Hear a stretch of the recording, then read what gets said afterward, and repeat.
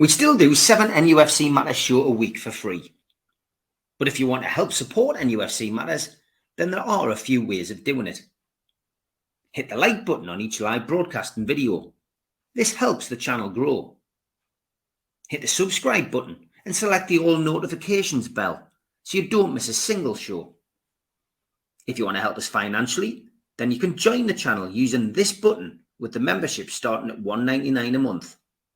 Or you can drop us a donation in the chat using a super sticker. We're also looking for sponsors. If you'd like your brand advertised on the flyers for the show and featured during the ad break, then email John at nufcmatters.com to arrange today.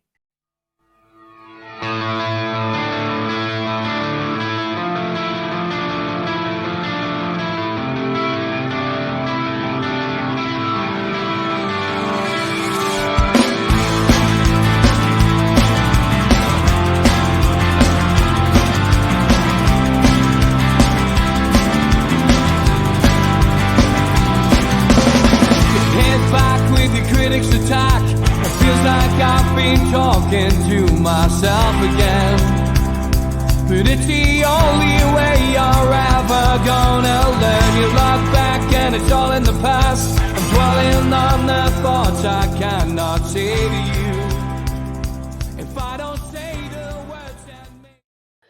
Good evening and welcome along to NUFC Matters. This is a pre-recorded show and I'm glad to see we've got Ben Jacobs back. How are you, Ben? I'm good. How are you, Steve? Very good, mate. Newcastle United firing on all cylinders, so I'm very happy, mate. And Leicester City doing the same in the Championship. Yeah, we've got double digits lead as far as the race for automatic promotion is concerned. So I'm happy, I'm confident, and we'll be back at St James's Park next season. Yeah, good stuff, mate. Good luck with that. And as always, we have an hour to chat about Newcastle United and look into Ben's views on the Magpies and how they are doing. Got to talk about Tonali. It's the first thing we want to talk about today. Lots of conjecture, lots of speculation over the last week, really, since the story broke in the media. We will probably, when this show goes to air, have an end to this because it is expected that he will be having a meeting today, Monday, which is when we're recording the show. By Wednesday, we should have some kind of an announcement. But looking at the situation on a wider scale, I mean, what was your first thoughts when you heard about the story, and how do you think Newcastle United and Eddie Howe in particular have handled it? I think the club have handled it very well, as has Tonali's agent. We have to separate the incident, which has a prescribed maximum punishment, a 3-year ban as far as football is concerned, with the player and his welfare. And his agent has admitted that, unfortunately, Tonali has a gambling addiction. So it's important not to jump the gun and be very respectful of the player and their mental health and what's going on. And we look at footballers from the outside, and I suppose we presume sometimes that they're young, they're rich, they're happy, and many of them have got problems and struggle with the pressure. And in this incident, what we know factually is that Tonali admitted to guilt as far as betting on Milan games. It's not believed that he was participating in the games that he wagered. And there's a sort of side subplot here as far as not just betting, but potentially, and this goes much wider than Tonali, illegal betting as well, which carries its own type of punishments. But what the focus is with Tonali is more on the football punishment and whether or not he's going to be banned for a long time. And even if, unfortunately, from Newcastle's perspective, the ban is not at its maximum, it could still be around the 12-month mark. But I think that a lot of people are sort of speculating as to what's happened, and what Newcastle are doing is being very professional about the situation and thinking about their player and how they can protect him. And from Eddie Howe's perspective, I think that he was quite right to put Tonali on the bench for the victory over Crystal Palace and have him a part of that game, because at the moment he's not banned. He's a Newcastle United player, and football can also be a distraction from him. So we need to wait and see as to how severe a punishment might be. And make no mistake, there will be a punishment because Tonali has admitted to guilt. But obviously, given the circumstances and given his mental health and given the gambling addiction, Newcastle, I think, will be more focused on making sure that the player is okay. Brentford did that relatively well with Ivan Toney as well. But it's largely out of Newcastle's control, really. The player will have appeal mechanisms if he so wishes to utilize them, but this is really all about the Italian Football Federation and Tonali dealing with something that, unfortunately, from Newcastle's perspective, is going to be a worldwide football ban. And then we just have to understand how long it's going to be. There's all manner of side questions. There's all manner of headlines you can create. There's all manner of stories. And that, again, is trying to jump ahead 2, 3, 4, 5 steps. And this is kind of what we do as journalists, in the sense of, when the story broke, the first thing that I actually thought was, did Milan know about this when they sold Tonali to Newcastle? The second thing, prior to knowing he had a gambling addiction, was to what degree, what matches was he a participant in those matches? And was he part of the illegal betting aspect? Because that's the sort of wider picture here. There's a number of players that have not only engaged in gambling, but away from necessarily placing bets on football matches, have also used illegal sites to play things like poker or online slots, which is also not allowed under the Italian law. And there are criminal repercussions for that as well. So as soon as we found out that Zaniolo and Tonali had left the national team camp and returned to their respective clubs, there was naturally a lot more questions than answers. Now with Tonali, I think that the situation is a bit more crystallized. We're aware that his bets were sports ones when he was at Milan, but not participating for Milan. And we're also aware, most importantly, that he's got a gambling addiction. So I think that Eddie Howe has spoken very well on the situation. I think that Newcastle have made their position really clear, that they're going to get the player all the help he needs. And that's the first thing. And then the second thing is obviously how long he may be out of being eligible to play for Newcastle United. And I think that, even optimistically, the likelihood, if this gets punished and there are no appeals, the likelihood of Tonali playing for Newcastle this season, when he's banned, is relatively small. Because let's say 3 years and it even comes down to 6 months, that still basically puts him out between now and the end of the season. So Newcastle are probably going to have to brace themselves for, one, Tonali may not be part of their squad this season if there is to be a ban and that becomes official. And obviously that can take a little bit of time because there can be appeals as well after it. And then the other thing, which has the direct repercussion off the back of that, is, do they then look to move in the January market in Tonali's position because they are aware that they might be without him for quite some time? Yeah, it's one that's going to hopefully come to a conclusion this week. It may well have already done that. As I say, this is a pre-recorded show. We've pre-recorded on Monday, so we will wait and see what the outcome is. I mean, let's look at that performance at the weekend, Ben. Newcastle United 4, Crystal Palace 0, against a team that Newcastle found difficult to break down last year. I mean, 3 0-0 draws, and Newcastle, of course, got past Crystal Palace in the Carabao Cup, beating them on penalties. But I think this was a significant win and could prove to be the turning point in Newcastle's season in a lot of ways, because I think that, we have discovered our goal scoring boots this season. We're not reliant now on Callum Wilson and on Alexander Isak. Newcastle are sharing the goals around. We saw it at Sheffield United 8-0. And let's face it, Roy Hodgson always has his teams very, very well organised. And Newcastle dismantled Crystal Palace, scored 4 goals, didn't concede, and I don't think they were playing at what you would call the highest level.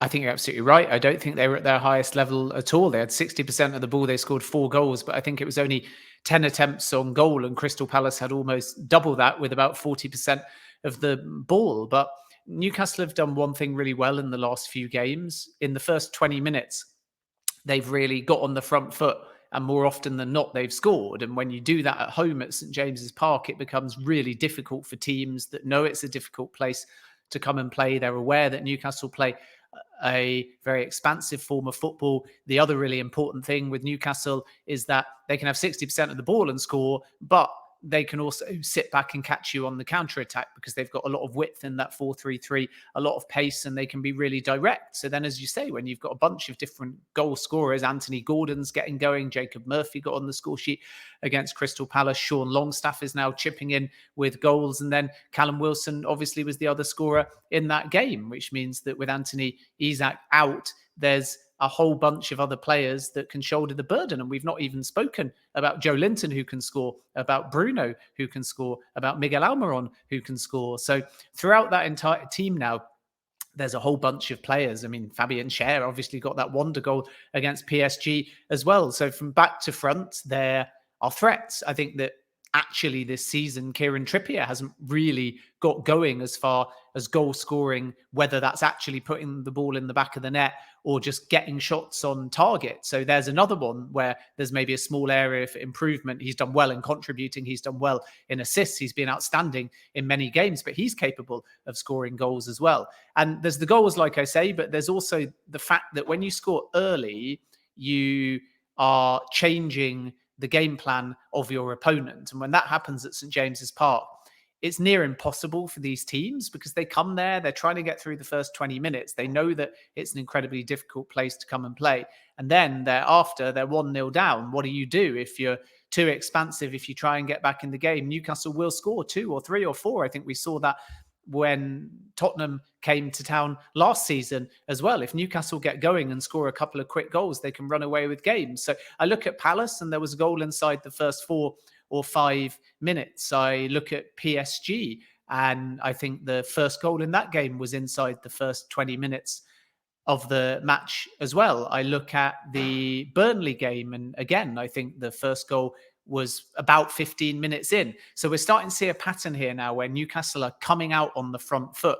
And I think that's leading to these goals. And because, as you say, everybody is chipping in, they don't have to be at their best to win games comfortably. So if I sort of showed you the stats from the game alone, from the Palace match, you would look at a visiting team that had nearly 20 attempts on goal compared to Newcastle's 10. You would look at a away side that had more set pieces. You'd look at an away side that had more corners. And if I only showed you those things, they're always a bit skewed in football, and said, what do you think the score was?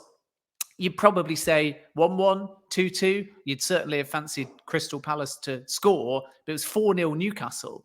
And that is because they're clinical. And the big difference between the two sides in the game was Palace, I think, had, like I say, about 20 shots, maybe slightly less, but only 2 or 3 of them were on target. And they weren't actually that much of a threat. Newcastle had about 10 shots, but 7 or 8 of them were on target. And from those 7 or 8, they scored 4 goals. And that tells you that this side are clinical. And when you're clinical, you're on the front foot, you're at home, and you've got a bunch of players all over the pitch that can score, you're going to win games comfortably. And the last point as well is they're keeping clean sheets at St. James's Park as well. So you've got Pope in goal, you've got a reasonably consistent back four, albeit Botman is out at the moment, but Schär and Lascelles, very good together. Trippier and Byrne, always consistent. Pope will always be able to make big saves. So there's just a lot of strength about this Newcastle side. And maybe at the beginning of the season, in the context of Champions League, even with a potential 5th spot, people were sort of saying Newcastle with Champions League might not have the same depth as other teams, and they might be a little bit exposed, and they might, comparative to sides that have been there, done that, and played all these midweek European games, fall away in the league. But we're actually seeing that Newcastle have got a lot more depth than people have given them credit for, because if you remove Botman, Lascelles comes in. He's done very well. You got Byrne, who can go into centre-back. If you want to experiment on the left-hand side, you've got Matt Targett, you've got Lewis Hall. You can move Trippier to that side and play Livramento on the right-hand side. So how is any of that a bad thing? How are any of those players significantly weaker?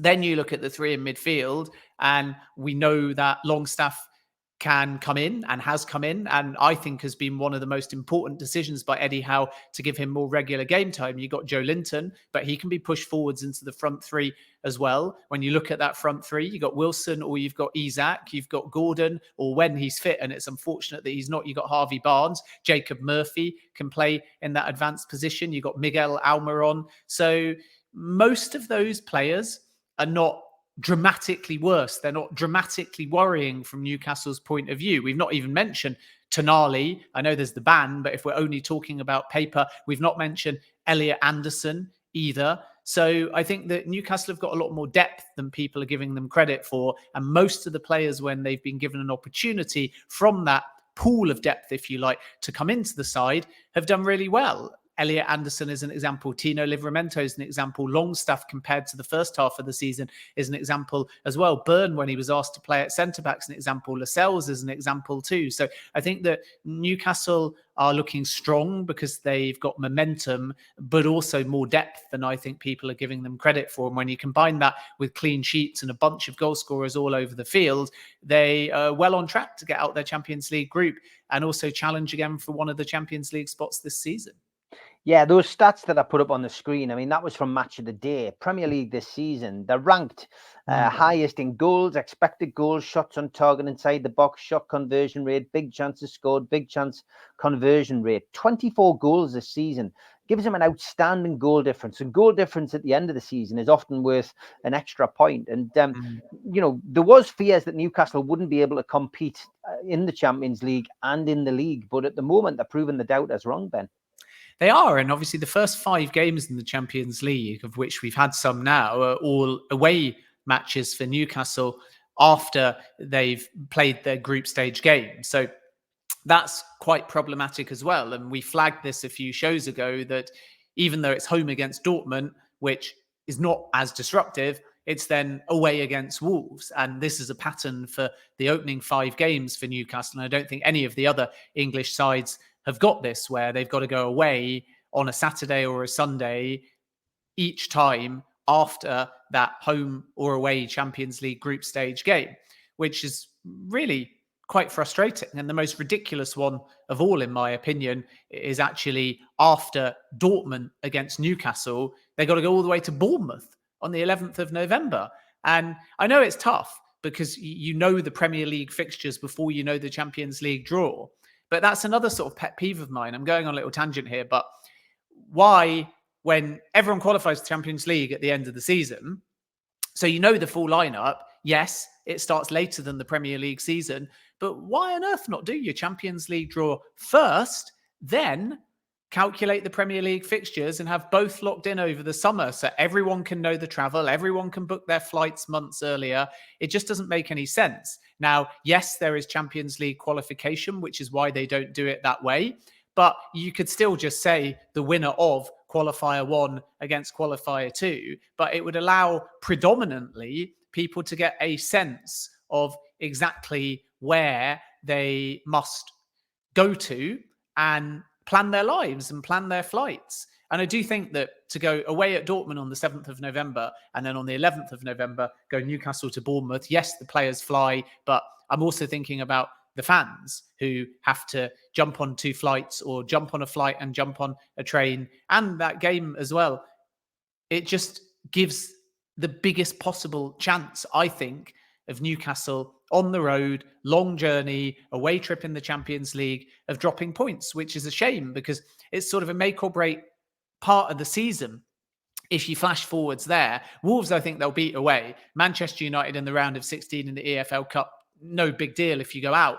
But then if you look at what might define Newcastle's season, listen to this in November. They got home to Arsenal, massive game in the context of Champions League or better. Then they've got to travel to Dortmund midweek. Then they've got to go away at Bournemouth, which, given how hard the fixtures are that I'm outlining now, they have to take 3 points or they're going to fall away in November. Then they've got home to Chelsea, which is a team that are obviously improving. Then they've got to go away at PSG. And then finally, they get a so-called break because they get a home game off the back of a Champions League trip, but it's home to Manchester United on December the 2nd, and then even away at Everton, and then away at Spurs, who are of course not easy games, and then there's Milan, and that takes you to the middle of December. So really, within all those matches I've described, the easiest fixture of the lot is probably Bournemouth, but it comes immediately after an away trip to Dortmund. So people are going to be feeling like Newcastle have handled things well so far.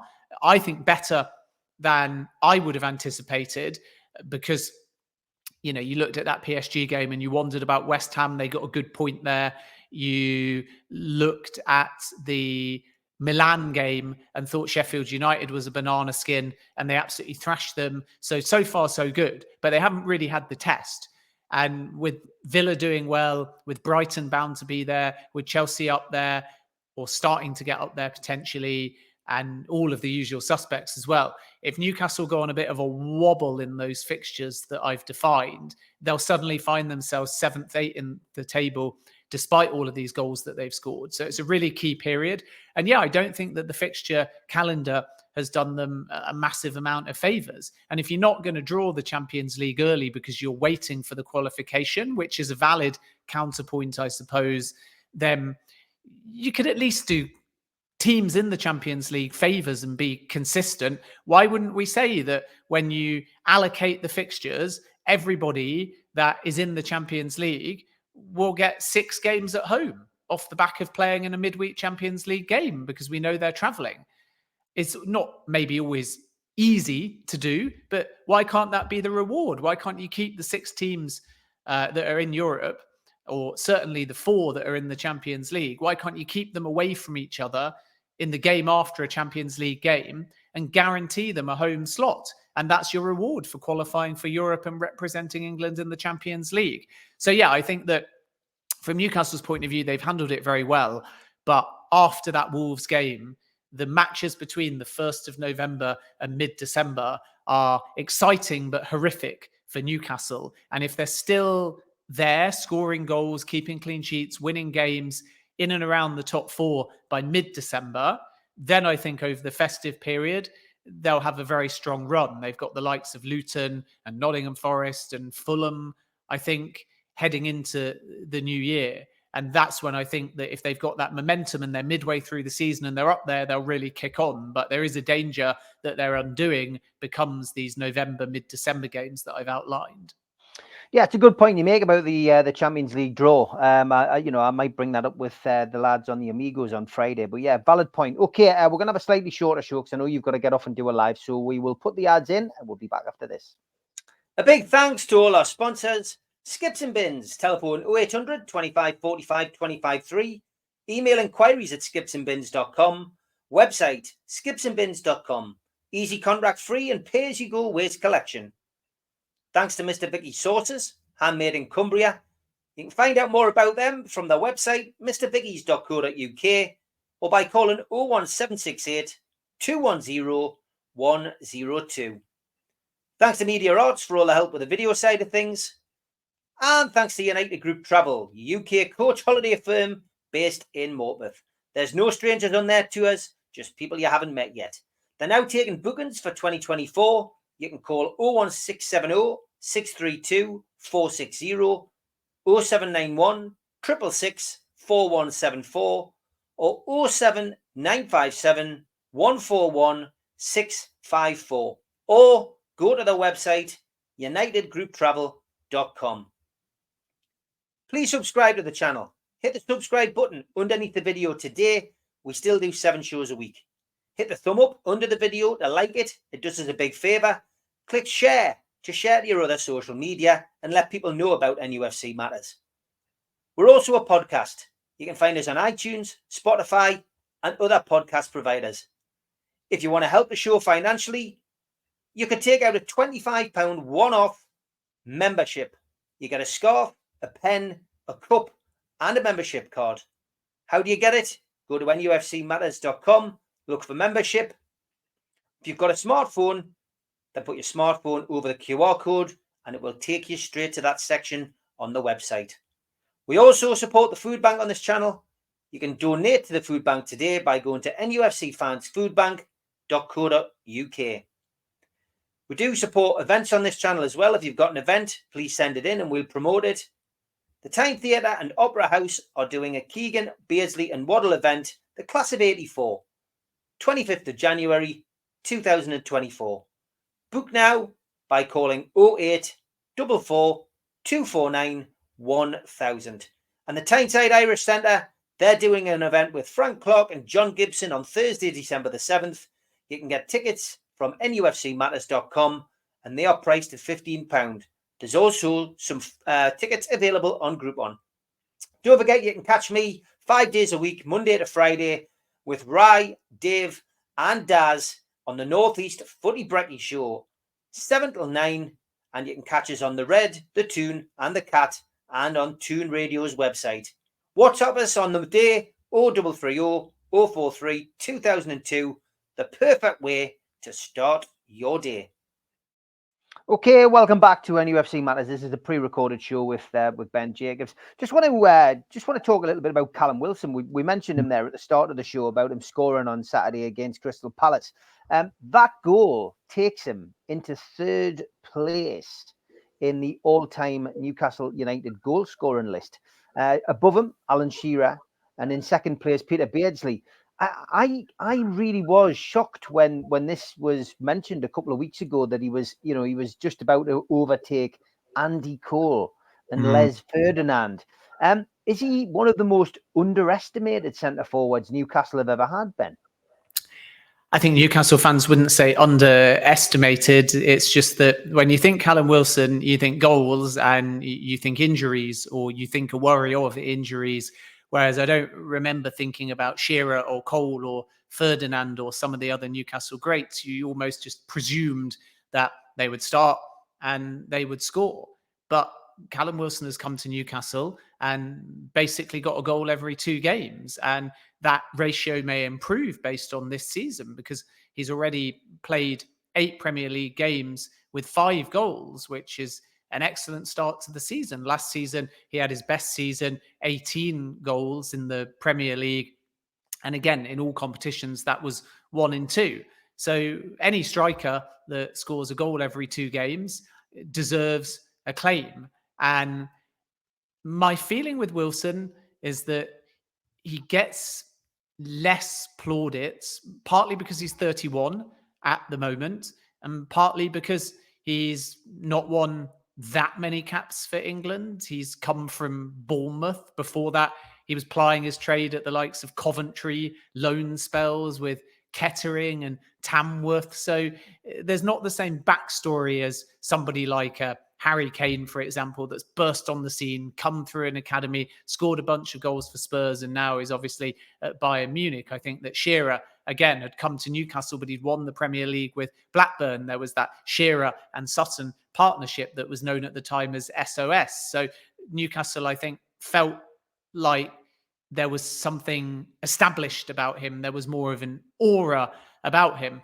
But if Wilson was some foreign striker signed from Barcelona at the age of 25 and then was scoring like he did last season and this season, I think there'd be a slightly different, wider reputation and perception about him.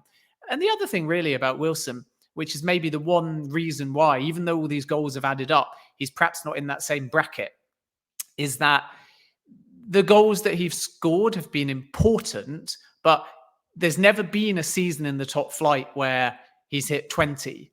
And last season was significant because it was the first ever season in the top flight, I believe, that he'd hit 15. So this season for Wilson is about backing it up, partly because he's suddenly playing Champions League. He's looking to consolidate a place in the England setup and be part of the Euros. But if he can go from 18 goals last season to, let's just say, 20 Premier League goals this season, that's back-to-back seasons where he's surpassed 15 Premier League goals, having never surpassed 15 Premier League goals at Bournemouth. And to do that at the age of 31 shows you that he's kind of blossomed a little bit later than other players. And if he does that in back-to-back seasons, whilst Newcastle qualify for Champions League, go far in the Champions League, then I think that he'll enshrine a legacy. But I think if you only look at it statistically, as opposed to what games do the goals win, what games has he been a part of? If you only look at it statistically, I don't think he'll be mentioned in the same bracket as the players that you mention. But it's not only about the goals, it's about when you score the goals. So as I say, if he goes on now to score an iconic goal that gets Newcastle out of their Champions League group, that gets them to a Champions League quarterfinal or semi-final, that gets them into the top 4 or better, that's when I think he'll really enshrine his legacy. But it's so far so good this season. He's fit. He's got 5 Premier League goals in 8 games. He got 18 last season. So if he can continue that momentum, this might be his best season yet, which should be quite something at the age of 31. Yeah, incredible. Let's hope he does just that. Nathan did send us a tweet earlier on when I put out a request. He said, Ben, with a continued investment in the squad, do you think Eddie Howe can challenge and potentially win the Premier League? I think Newcastle have the aim of winning the Premier League, and I think that they have the aim of winning the Premier League within the next 5 years, from what I understand. When the ownership first joined, they were talking about winning the Premier League by 2030, but they've obviously jumped probably 3 years ahead in their plan by having Champions League football. So the next few years are about consolidating Champions League football. And by default, if you do that, you're a top 4 or top 5 side, depending on if the 5th spot gets Champions League. And if you're consistently there in that top 4 or top 5, you're only ever going to be at worst 20 points off winning the league, and at best a few points. So I think that Newcastle won't be looking to jump from Champions League to winning the Premier League immediately. But I do think that within the next 5 seasons, they have that goal. And why not? Right now, it's difficult simply because Arsenal are above Newcastle, in my opinion, as a project. I'm not saying if you put the players on paper, if you play head to head, I think if Newcastle are at St James's Park playing Arsenal, they might be slight favourites. But I think if you look at the project, which is depth, which is budget, which is wage bill, which is infrastructure, which is academy, all of those things, other clubs are ahead of Newcastle. That's not a criticism. It's, I think, factual, in the same way that Tottenham Stadium is better than Chelsea's stadium. I think that there's certain behind the scenes things, whether it's your wage bill, whether it's your budget, whether it's what you are able to recruit at your academy, all these things don't get spoken about, but they eventually lead to success. And we know, for example, that Newcastle can't go out there and do what Arsenal did with Declan Rice or Chelsea did with Moises Caicedo. But after 3 or 4 years of Champions League football, they might be able to, because they can change their model a little bit. And that's when that one flagship signing might make all of the difference. And eventually, that money talks, that infrastructure talks, that modernization of your football club talks, that consistency of European football talks. And that's when I think you have better odds of winning the Premier League. So right now, I think that Newcastle are a 75 to 85 point team. And that is good enough for probably 3rd, 4th or 5th. 85 might be second in some Premier League seasons. But I think to win the Premier League season at the moment, you need a minimum of 89 and a maximum of, I mean, Man City have already lost 2 games, I know, but Arsenal are undefeated. A maximum of 95 points this season, I would say. So I think Newcastle are 10 to 15 points short of that.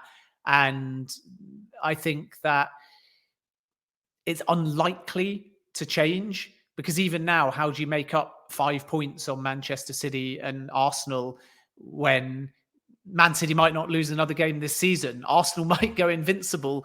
They're on course still to do that. So I think, yeah, Newcastle won't win the Premier League this season, but I think if they keep building, they're going to get better every season. And that's the sort of key point in all of this, that Man City will get better, but they're already, I think, the best side in world football. Arsenal will get better, but how much better when they've just signed Rice, when they've got Timber coming back, when Kai Havertz has to get better if he's to live up to his price tag? There's not many players out there that Arsenal can sign that are going to improve them any further, with the likes of Saka and Martinelli.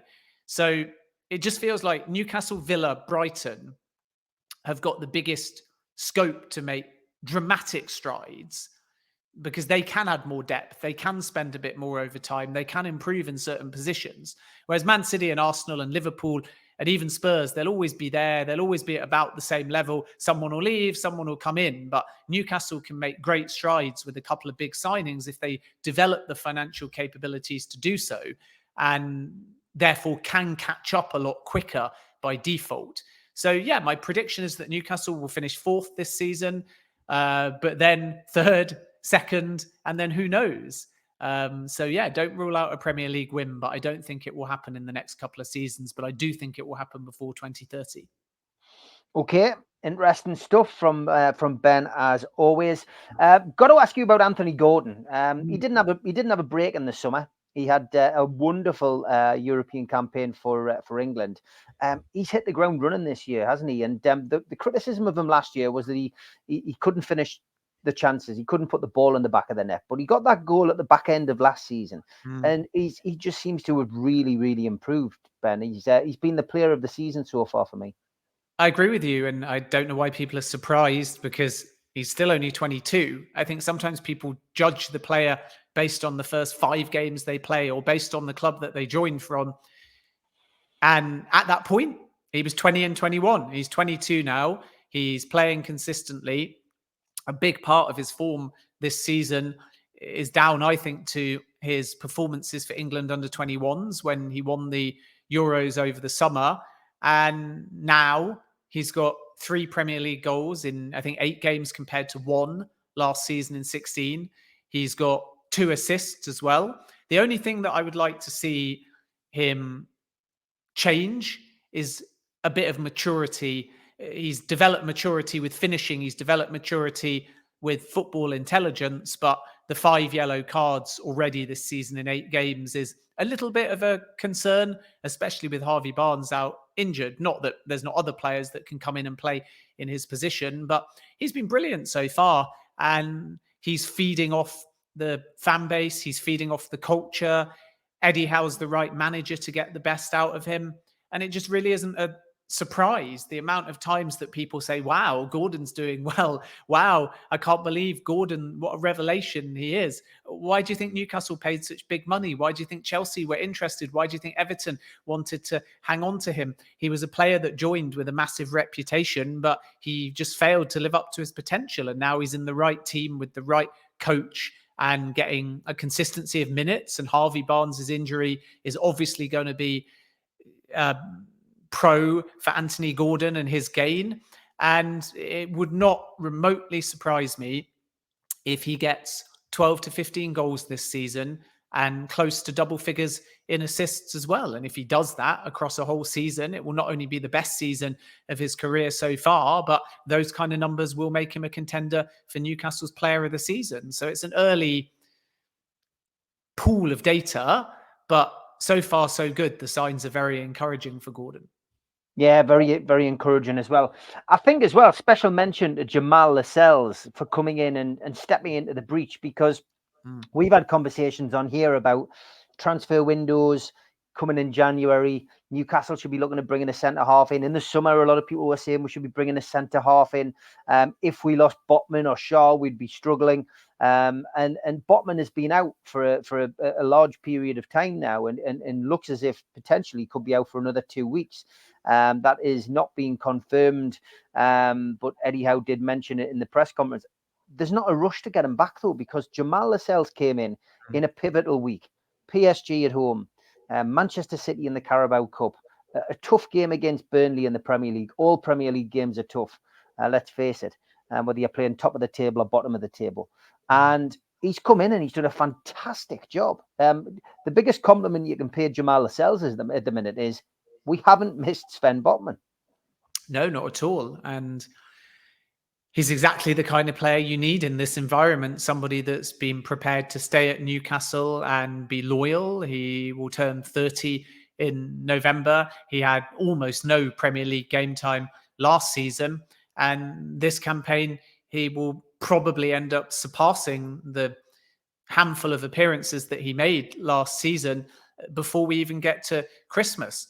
But remember, before that, between probably the championship season, which was 16, 17, all the way through to 2021, 22, he was playing a massive amount of games, and particularly that championship season. And then the first 2 Premier League seasons up until it would have been 2018, 2019, he was basically playing 30 games in the Premier League and 40 odd games in the championship. So this is a player that has excelled at Newcastle, I believe in 2017, 2018, which would have been the first Premier League season after promotion from the Championship. He was the player of the year too. And he's stuck at the club and he's seen his game time slowly but surely diminished. And then when called upon, he's been absolutely outstanding. So all credit to him and his leadership and his experience and the fact that he's enjoying being a squad player, I think are testament to the fact that when you have the right characters, Liverpool always used to say this about James Milner, when you have the right characters in the squad, they don't need to play all the time. They just need to be able to come in without rust, do a job, and make you realise you've got the depth. And I think Matt Targett's going to be the same. I think Dan Burn, if he's used at centre-back, even though he's playing at left-back, can do exactly the same thing. So there is perhaps no need to go out and bring in another centre-back. And I think that with Lascelles in particular, he's just really enjoying his football. I know asking around that the game against PSG for him was effectively a career high. I think a lot of players say this, but for Lascelles to be part of that, to see the crowd, to get the 4-1 win, and many Newcastle players tell me, not just with Lascelles, but with a few others like Trippier, Pope, Burn is another example, and Bruno. There's a core of players at the football club that, not in a cocky way, but they talk with such confidence about winning games before the game takes place. And they create this buzz of confidence. And apparently, Lascelles is one example of this, where even when he's not playing, he's sort of bigging up everybody. He's talking positively about, we will win, you will score, we will not be overruled, we will not be underdogs. So people are going into games feeling sort of like G'd up through these kind of informal pep talks at the football club. And Lascelles is a good example of that. And I think that's leading to intensity. It's leading to these fast starts. It's leading to a feel-good factor at the club. And it's a strange thing to say, I know, because why wouldn't a footballer think they're going to win a game?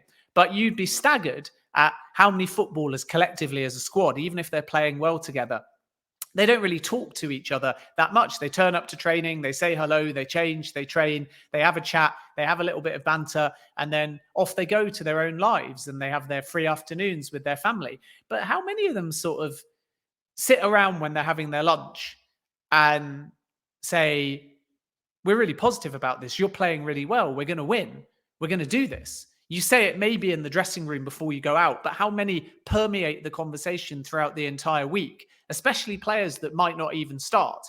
How many speak to a player because they saw something in training and this is what experience brings, and say, wow, if you replicate that on the field, you're playing amazing. I'm really impressed with you at the moment. This is the best I've ever seen you. This is the fittest I've ever seen you. You would think that's commonplace, but it really isn't. And my understanding with Lascelles is that he's a part of that. He's giving these little pep talks. He's helping G players up. And there's like a clique almost of Newcastle players throughout the week that are basically saying to their peers, we're going to do this. We're going to win. Not in a cocky way, but in a psychologically beneficial way that's geeing everyone up. And I think then when Lascelles comes into the side, that self-belief that he's been giving behind the scenes has kind of been infectious. And this is why he's so valuable to Newcastle. I think Craig Hope put a tweet out earlier today. 4 English scorers, 8 starters, 5 on the bench. He said St James's Park is starting to feel like St George's Park. And there's an argument to say Eddie Howe and Newcastle could win the Euros for England on their own. I mean, tongue-in-cheek that, of course. But he's got a point, hasn't he? Newcastle United certainly, bringing on the English players. Yeah, and why wouldn't you, if Newcastle are doing well, play players that are used to playing together? I still maintain, I've said this many times, that when we look at international football, we look at a collection of players on paper and we think, wow, that's the strongest 11. But they don't play together every week. And I'm pretty sure if you took a weaker 11 that was just a club somewhere and put them against, on paper, a stronger international side at a tournament, the club side would beat them. And hypothetically, you could say, what if it was Brighton and you played the Brighton team in an international tournament? would they beat the Germanys, the Italys, the England, simply because they're so used to playing with each other, it's an advantage. So then if you take that characteristic, is the better option for Gareth Southgate to play a collection of players that are at Newcastle because that core know each other, train together, try things? And personally, I don't think it's been done to any great degree, but I think yes. So if I had a marginal decision to make between Wilson or, when he's fit, Harvey Barnes or Anthony Gordon, if I had a marginal decision to make, then I would be tempted to pair players that are used to playing together.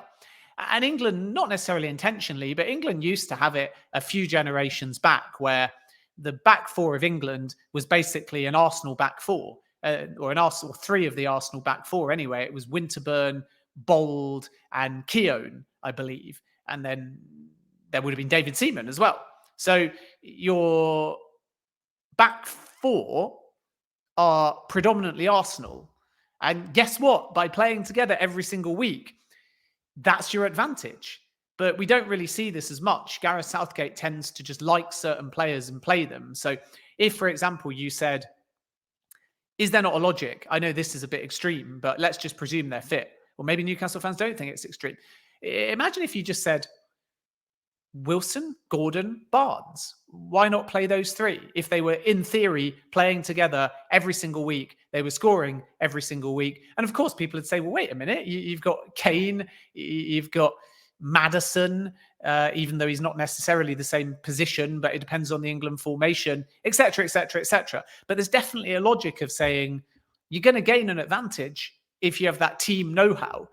And when players are confident and they understand each other in the movement, if they're benefiting Newcastle, they're benefiting England. So I think that what we'll see is Gareth Southgate have some big decisions to make now for Euro 2024 if Newcastle do well. Like, we know that Pope will be part of the squad. We know that Trippier will be part of the squad. But what about Wilson in terms of his minutes and game time? What about Anthony Gordon? I think that Harvey Barnes is basically out now due to the injury. Even if he gets back in time for the tournament, he's not going to really have played enough matches. So that is a little bit unfortunate. Going forwards in the future, there's obviously younger players at Newcastle that could come into the fold as well. I think that Tino Livramento is definitely one to watch in the next kind of 3 years. I think that the same might be said of Lewis Hall as well. They're obviously not going to be in the mix for this Euros, but watch them for the next Euros, watch them even potentially for the 2026 World Cup, because both of them are capable of breaking onto the scene.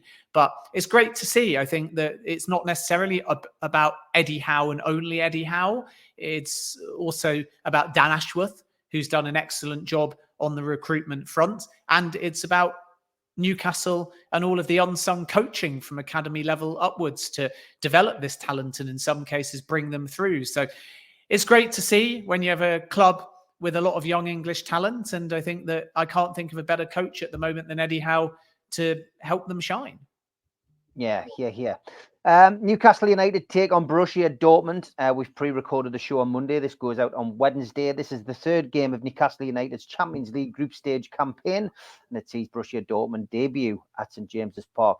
The Germans have sold out all their tickets. 3,000 Germans coming to St James's Park. It's an 8 o'clock kickoff. It's live on TNT Sports 2.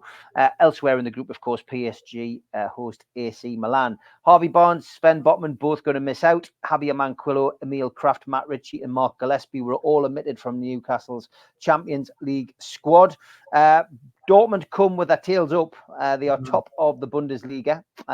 Teams below them have got a game in hand, done quite well so far this season. But Newcastle have their tails up as well after a 4-0 win against Crystal Palace. The referee has been announced. It's Arta Diaz from Portugal. And we've got VAR have a Portugal official as well, Tiago Martins. So big game this, another big game, a Champions League game under the lights, Ben. How do you see this one going? Is this going to be a different game altogether at the PSG? Do you think a little bit of a sterner test?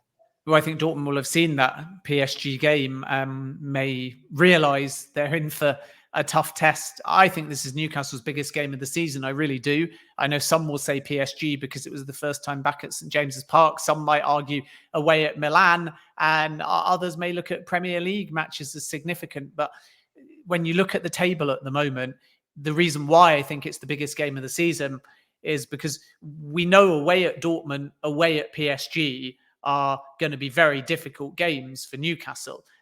If they win their matches at St James's Park in the Champions League, they're going to get out the group. And if they win this match at St James's Park, then in all likelihood, Dortmund are not going to finish above Newcastle United because Dortmund will be on 1 point and Newcastle will be on 7 points. And then because PSG are playing Milan, one of those two teams are going to drop points or they'll draw. And that will also be a really good result for Newcastle. So if you beat Dortmund, you can have a situation potentially where Milan are on 2, Dortmund are on 1, and Newcastle are on 7.